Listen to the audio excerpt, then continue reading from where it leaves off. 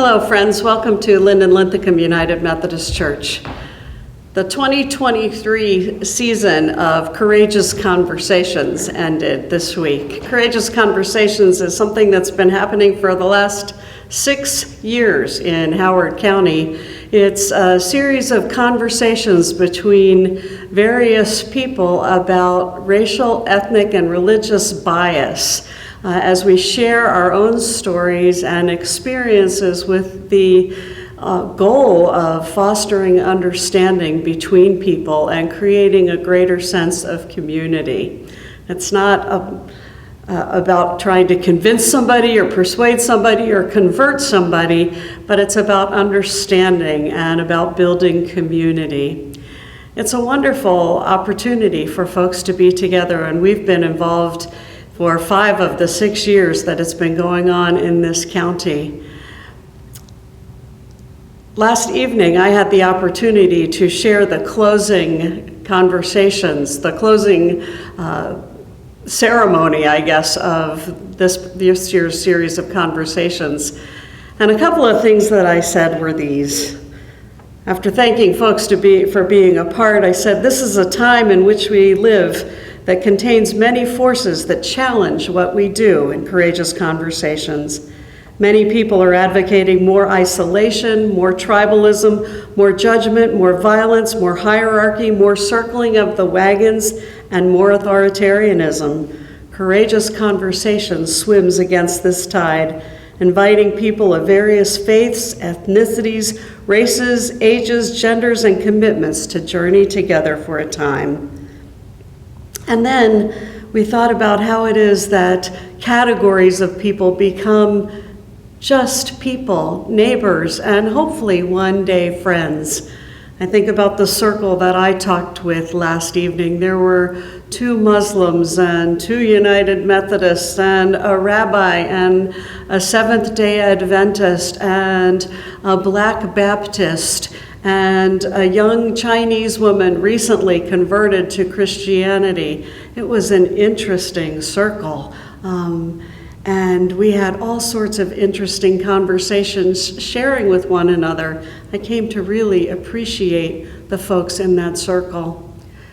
It's really important that we talk to people with the idea that we want to be curious about who they are, that they're people that we want to know. This year we were thinking a lot about the work of a woman named Valerie Kaur, who is a Sikh woman, not sick as in ill, but Sikh, S-I-K-H, a religion. And she has written some wonderful work about revolutionary love.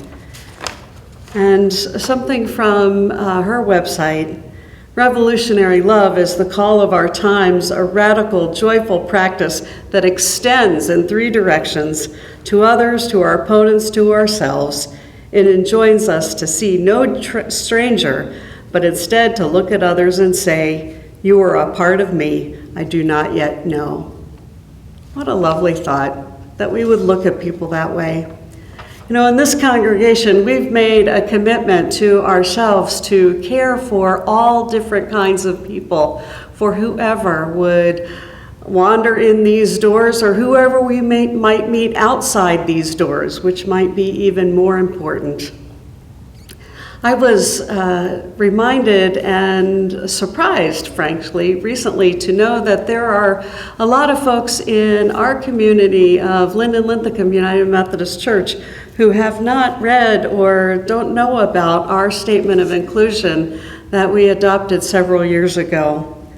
I just want to remind you again of what it says, because it's about this kind of accepting love. As followers of Jesus, we, the people of Linden-Linthicum United Methodist Church, are committed to welcoming and loving everyone as he did, without regard to ability, race, ethnicity, gender identity, sexual orientation, family makeup, or religion. We embrace the principles of love over hate, inclusion over bias, respect over prejudice, equality over bigotry, and caring for all. Therefore, we reject the targeted hate messages and exclusivist ideologies advocated by any group. Such messages are antithetical to the inclusive message of Jesus. We are committed to living out non-discriminating love in our lives, worship, study, and service.